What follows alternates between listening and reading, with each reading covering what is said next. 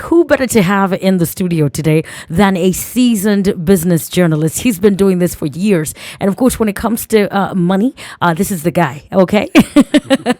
Currently an editor at KTN News. It's great to have you here, Henry Githaiga. Welcome to the Spice Drive. Yeah. Thank you very much. You're welcome. Yeah, thank you. Ironically, Yes. This is one of those places, you don't have to confuse yourself as a person in media where you say, thank you for listening or thank you for watching. It's both. It's both. Yeah, so it's viewers and listeners. Exactly. Yeah, So shout out to cool. all of them. Yeah. And it's super cool also that you love throwbacks. Yes. You love the good music. I know that about you. Yeah. Yeah, I love the 90s. Yes. But even way back all the way to the 70s, Yes. It's really good music. It I think is. we're losing that. Yeah. I know, right? And that's why we're here, making sure everybody gets home with a smile on their face, with some good music, a good chat, and of course the regulars. We've got the treadmill topic and today's record rumble, which my special guest is going to be telling us which song he thinks is going to take the crown. That's coming up a little bit later on. It is now about 20 minutes to top of the hour. And Henry, I know you've been in the business of money for the longest time, and that is a very sensitive conversation when you mix it with a relationship. So when it comes to money and relationships, it's like fire and ice. People don't want to talk about it. Why is that so, especially with young people? The conversation about money and whether you've got bad credit. Can I talk about my money and still be in love with you? Can you talk about money and then we can understand each other? Why does it bring such a rift in a relationship?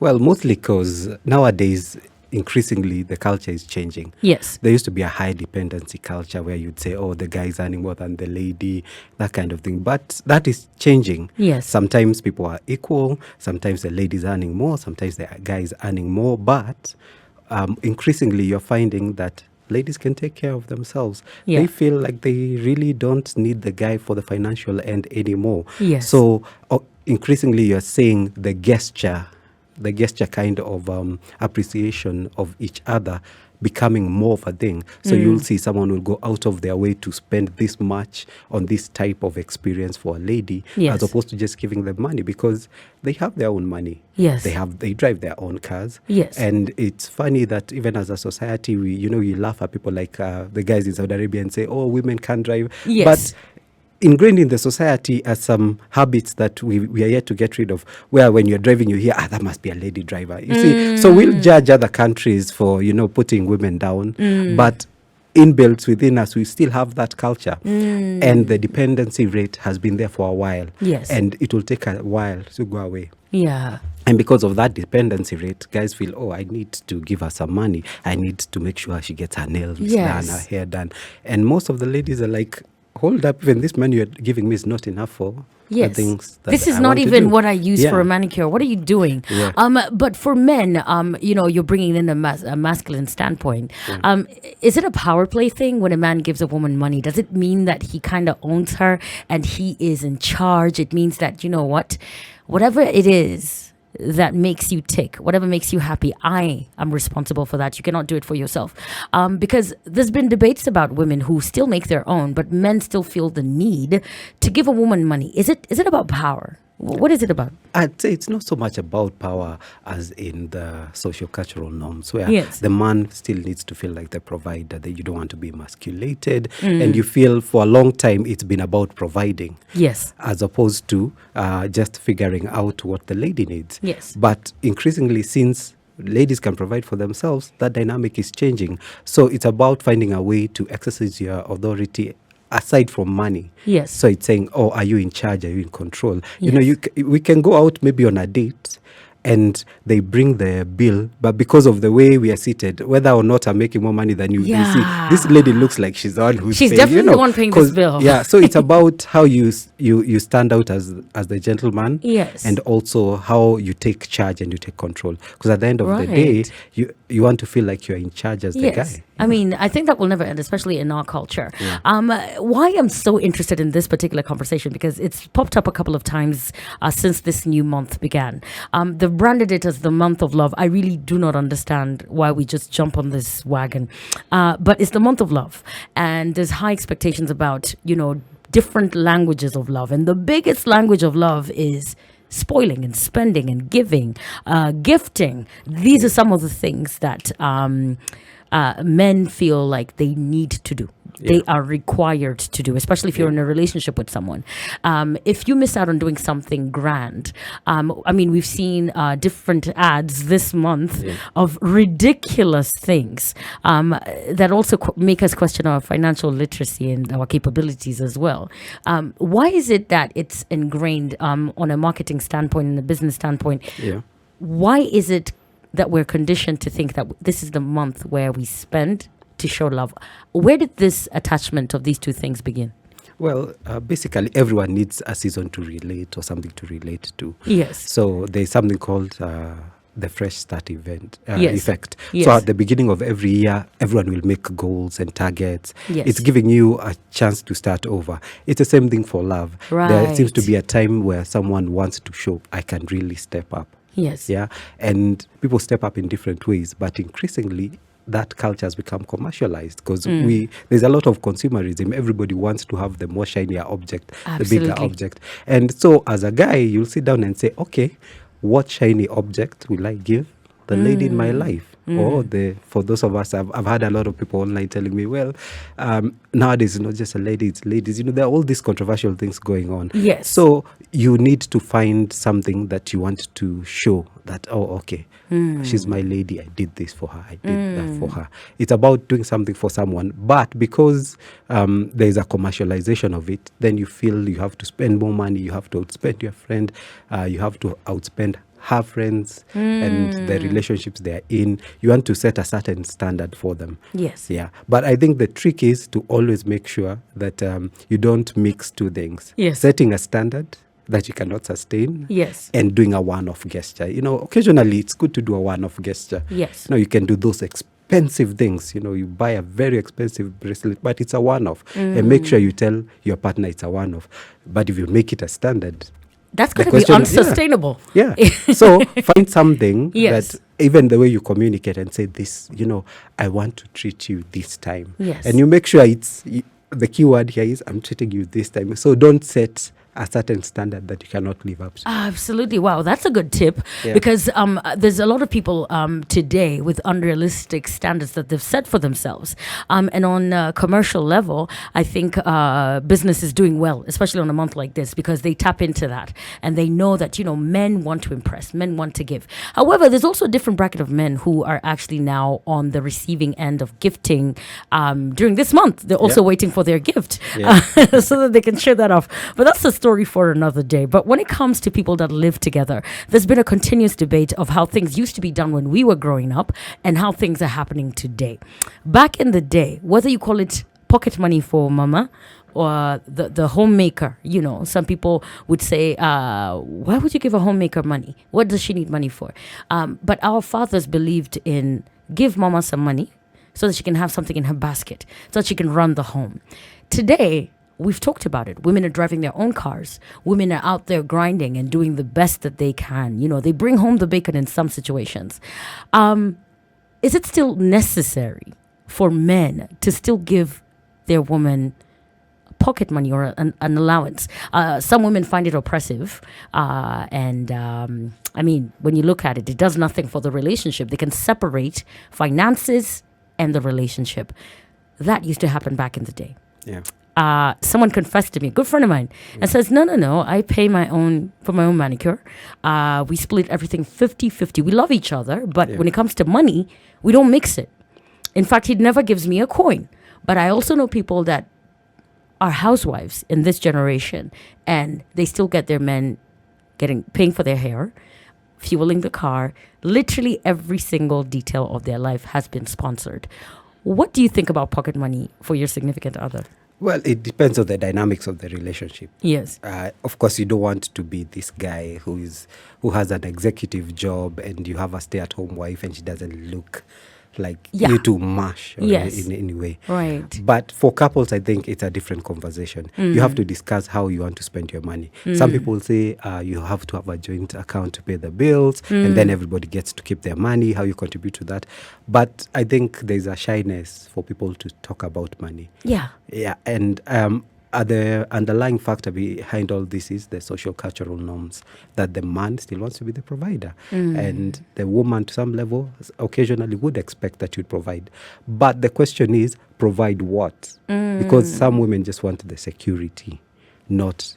And security, mainly, sometimes it's not financial. Yes. They just want to feel, okay, we are good together. And they want to feel secure in the home. Someone to go to church with on Sunday. Not really someone to go to church with. They just want to feel secure in their relationship. Yes. Sometimes for some it's financial. Yes. For some it's the environment you create. But it all depends on what you talk about as a couple. So I think most people should just sit down, get that conversation done with. But nobody wants to talk about it. Nobody wants to talk about it. Yeah. On a scale of 1 to 10, Henry, from your experience and, from, how you socialize and, the work that you're in, do you think that as much as we encourage women to get their own, that has also threatened the space of the men? And they do not know which way to go in terms of who does what. Roles have changed. We're empowering women, but we're not having the conversation of, okay, what is my responsibility still, regardless of what people used to do back in the day? Yeah. What has changed? What's the difference between then and now? Okay. I think what has changed is, and you need to look at it in perspective. Yes. If you look at the generation before us, there was also a lot of people hiding money from their spouses. Yes. And you'd find a lot of people even depriving their spouses of money. Someone passes away, and that's when you find out we were rich. We were rich. Suddenly you find yourself with a lot of money. Yes. And because of that, some sort of insecurity has come with a lot of younger guys and younger ladies saying, you know what, as much as I know he's making money and he's giving me some money, I need to hide some from him also. Yeah. Which is why you need to get that conversation done with, talk about it openly, say, I earn this much, you earn this much, this is my role, this is your role. It doesn't matter who's earning more as much as it matters how you're running your house. Yes. Yeah, and it is good. I'm sure everybody would feel good. Even for you, you'd feel good to know, oh, I have an extra 20K to do whatever I want with it. The problem comes when someone dictates what they want you to do with the money. So when we say we are sharing the money or I'm giving you a gift of money, I should not dictate what I want you to do with it. Right. And a good rule of thumb is to always, when you're budgeting, even if you're not married, think about it this way. Always think about it as money that you will not feel the pain if you break up. So for example, if you want to go all out on Valentine's Day and then they break up with you a week after, you will not feel like hanging yourself. So it's about balancing what you can live with. And also knowing is, don't spend so much money that you feel like you're buying the other person's affection. Then it's wrong. Because even for you, you're pushing yourself to a corner to spend this much on the person and hoping that through that sort of love language, as they call it nowadays, you're showing them a level of commitment. But if you sit down and talk about it, you may find that your significant other really wants something totally different. And I mean, a lot of people now, most millennials, are more about the experience, how they felt about what they went through or the gift they got, than they are about the value of that gift. We want to experience more. People want to go on holidays, you want to go ziplining, skydiving. It's more experience driven nowadays than it is commercially driven. Wow. What stays with you, the staying power of the gesture that you have done often tends to stick more than the gifting that they're commercially pushing this month. And there's a lot of people under a lot of pressure feeling the need to impress and do things way beyond their means, and I think that is not what we're talking about. But I don't think there's ever a time that something is way beyond your means. If you plan for it, most times it's not beyond your means. It's achievable. The problem is January is the month just before the month of love, and most people are already broke in January. And they overspend in December, broke most of January. The first thing you do once the January salary comes in is pay a lot of debt and bills that you'd accumulated. And recover. And then now you have to borrow more to impress. Then it becomes wrong for you to do that. Nice. We're going to be getting into that more. And of course, you're going to school us a little bit on what things, little tips we can do better as the year starts. And it's still very early in the month. So if you've done a couple of things that Henry is not advising, then you can also redeem yourself, not to worry. Financial financially speaking, there's a lot of people who started off getting in debt even as young as 18, 19. Whether it's a student loan or it's just having to be the breadwinner at a very young age for your family. How can people recover when you move on to transition to starting a new family with somebody else? You may be in debt. You started this off, and I mean, some people are stuck in this for a lifetime. What advice do you have for people who would like to fix that? Is there even a possibility? Yeah, first, if you get into a relationship and it's long term, Yes. I'm not talking about she's my girlfriend kind Not a of thing. situationship, like an Yeah. actual relationship. Yeah, talk about the debt you're bringing because it's part of your baggage. Yeah, it's Yes. going to eat into our finances some way or other. Yes. Yeah, and if it is possible, try and finish it off before you start so that you have a good start in your relationship. But sometimes it's not possible. So think about debt in two ways. There are two types of debt. Debt that you've invested Yes. something. So you saw an opportunity, you took out debt, and it's going to pay off in the long run. That's good debt. Yes. That's not bad debt. You can even bring it to the relationship. But debt that you took to, spend on lavish things, or maybe you took debt and you planned to buy land or something, but along the way the needs met up with, your debt. That's bad debt. It's not adding you anything. There's no possibility of selling something off and repaying it. That's debt you need to tell your partner about. Because at the end of the day, when I look at your paycheck, I'm wondering, okay, we are earning this much. Where is Yes. this huge percentage going? So talk about it early. Let the person know. Yeah, but one of the tricks we have nowadays, it's really wrong for people and hard for people to get out of debt because now it's on your mobile phone. Yes. And you get yourself in a cycle where you get it, you pay off a debt at the beginning of the month, and mid-month you take off You're another back debt. again. Yeah. So the best thing to do about it is reduce it in small portions, especially if you're onto mobile debt, which is a monthly repayment. And so most people will say maybe the highest average is normally 15K to 18K Yes. for, their sort of limit for mshwari. And before you hit that, it takes a while to hit that. But Yes. when you are in that 18 to 15K range, start taper off over time. Because what most people are doing is the beginning of the month, I had an 18K debt, I pay 18K 500 or something, whatever the interest is, then I take another 18K in the middle of the month. So what that tells you is, since you took the same amount against, you took the same amount of debt this month as you had last month, Yes. you're better off not taking the debt. So Yes. taper off. So this month maybe take 15. Yeah. The next month take 12, like that, till you find yourself at zero. Yes. Yeah, you can taper off. It's actually. very possible. Yeah. And I think the new cycle is to encourage more borrowing. I think because they Yeah. also understand that, today's generation is all about get, figure it out later. We need to start discussing that and talking about the future because there's a lot of people who cannot tell you what their 5-year plan is, let alone kids in 5 years could come up. Yeah. So people there's a just lot need- of things. Yeah, people just need to differentiate between a need and a want. Do you need it versus do you want it? Yes. And in finance, there is a basic rule of 50, 20, 30. 50% on your needs, Yes. 20% on savings, and 30% on wants. But when it comes to something like debt, you're advised never to go above whatever you're earning, never pay more than 30%. Yes. Make sure your debt is never more than 30% of what you're earning. That's a good rule. Someone here has sent me a screenshot of their monthly budget. Yeah. This guy earns about 150. All right, Kenya shillings. And he goes on to say, Monique, for me, this is the breakdown. I'm not embarrassed. In fact, I'm also looking for love. So I'm going to put it right there on the timeline, 0719012600. But we don't do hookups. Yeah. But allow me to read. It says, Monique, for me, when it comes to money, I am always budgeting. So one of the deal breakers when I'm getting into a new relationship is I cannot be with someone who's also not financially sane or financially literate. So with 150, the first thing I do is save 50%. That's what I do. I know this would change if I was in a relationship with someone.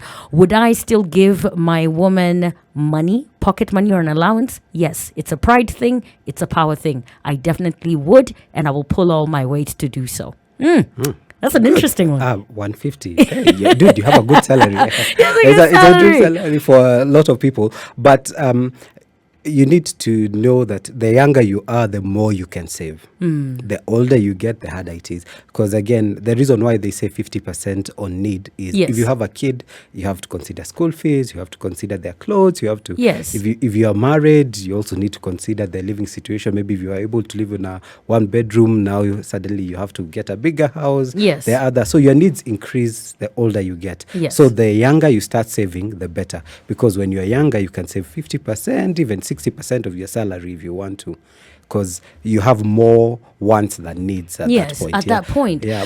Earlier on, you went on to say that there's no such thing as I cannot afford it. I think it's really about balancing what you've got and making it work without living beyond your means. What would you say to someone who says, well, for me, I will never do A, B, C, D because I don't have enough money? Because we hear this all the time. Whether you are driving in a taxi or you're interacting with someone on a, hello level, they'll still say, hey, maisha imekuwa ngumu, tough times, the economy. Whether it's in Kenya or it's in another country. I mean, we've got family coming in from abroad and they'll still say tough times. With the situation economically, globally, we can say that a lot of people have said this. I cannot speak for everyone's household. When you have one breadwinner, what are some of the things and some of the tips you can work on to make sure that you still live a comfortable life, but you're also not, finding that balance, things have changed. So some of the things that you used to do before, maybe you slotted in an entertainment budget every week. There's some of the things that you can edit. What are some of the tips you can give us?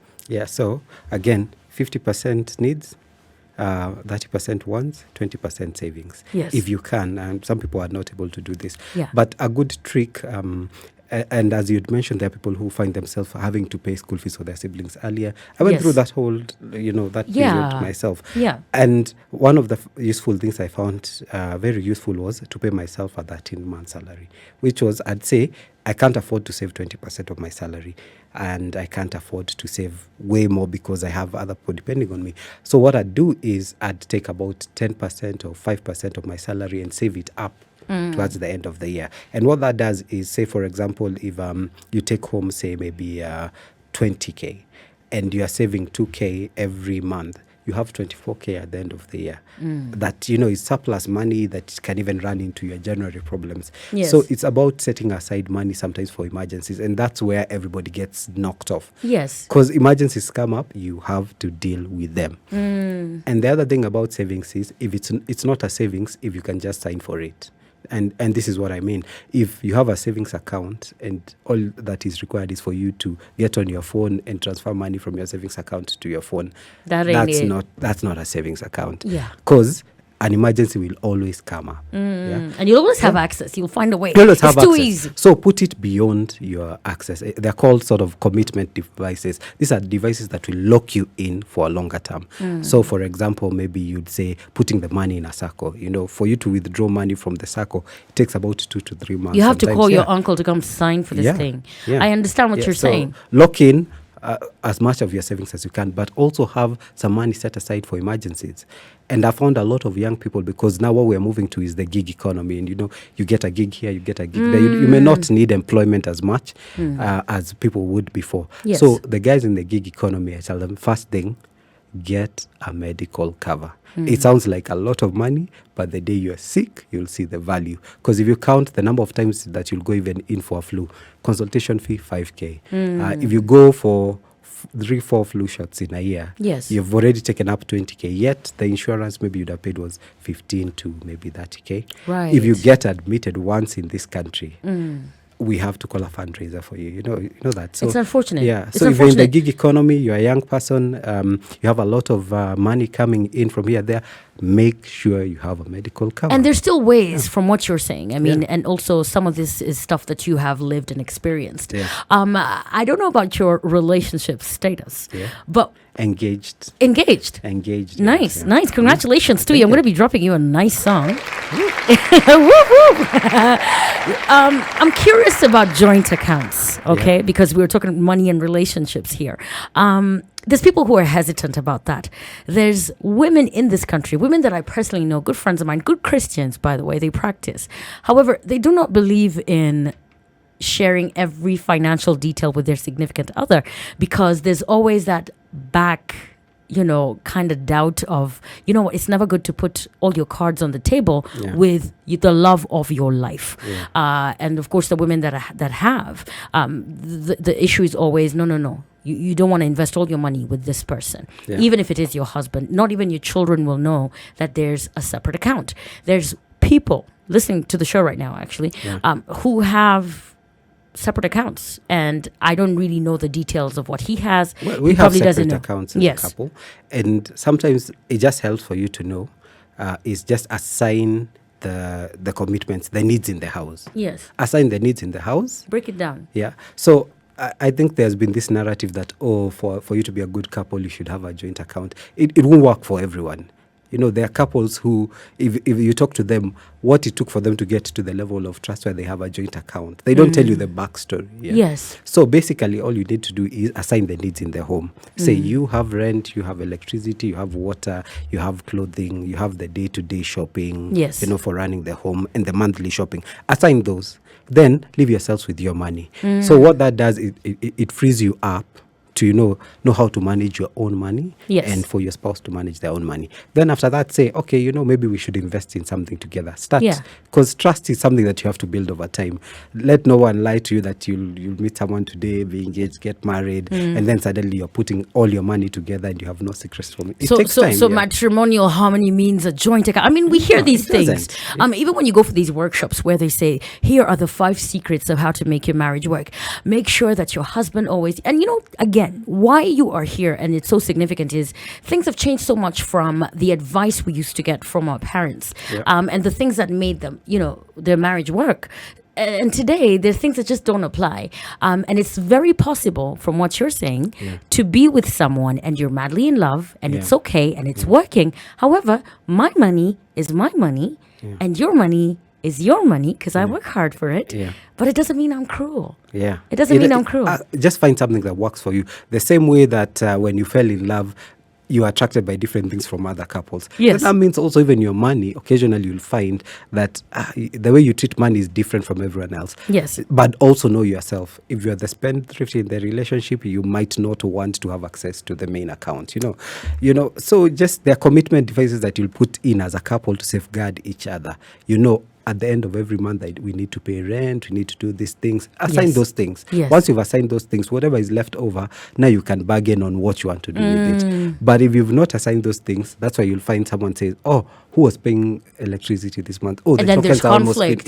So just assign them. And if you can't make it this month, it's okay. Everyone has a bad month, I hear you. It won't work just because it worked for a certain couple that, they had a joint account. Yes. It works for them. That doesn't mean, and even those people with joint accounts, you'll find their salary doesn't go into the joint account. There's a standing order from their main account to their joint account. Because anyway, everybody still needs to have access to some of that money. So just agree, this is, just think about it as baskets. This is the basket that we have. So smaller baskets. This is a basket for this, there's a basket for this, and everybody's assigned, to do their duty. You know what? I want to shout out your fiance, because she's lucky. You're sorted for life. Like, it's important to also have the head of the house understanding these things and being financially literate. It's a great conversation to have, however sensitive it may be. And also, as we add on today's treadmill topic, the conversation continues. Plug in. Shout out to everyone on the timeline. I can see some good stuff here, and we're going to be reading it out in just a bit. The hashtag is Spice Drive, and we are talking money and relationships. It's a good one. I've got one that I really want to read. It says, it is a going code that to a man, he should not spend a penny on a first-time date. In this way, the man sets the parameters on finances. After that, the partnership takes over. Partnership, even in spending on dates and life after that. A firm set of rules makes it easier. Another one here says, she earns 125K a month. I earn 35K a month. I do give 5K a month as pocket money, and she appreciates it. When a man gives pocket money and he is appreciated, he will continue to give. So it's really not about the figure. Yeah, it's not about the figure. Then it's also about, I hear all these people saying that, the first date, don't do this, don't do that. You know what? If you want to be the man in the relationship, yes, don't go by the norms. Go by what you think think works for you. Yes. And if it doesn't work for the other person, well, the relationship, will either grow or dissipate. So do what works for you. Don't try to get a mold from someone else that you think might work for you. And occasionally you'll find, even when it comes to money, your partner may earn more, but it is what they do with their money that makes. For example, you'll find maybe, yes, you're giving your partner, maybe you earn less, but you're giving them pocket money. But when you get home, there's always food, there's always water, there's always things that even you yourself couldn't afford. Occasionally they buy you a pair of shoes. So you'll find that somehow things balance themselves out if you're not, if you take care of the main insecurity in your mind that, okay, I am maybe either dating above my pay grade or something like that. So don't box yourself in. Yeah.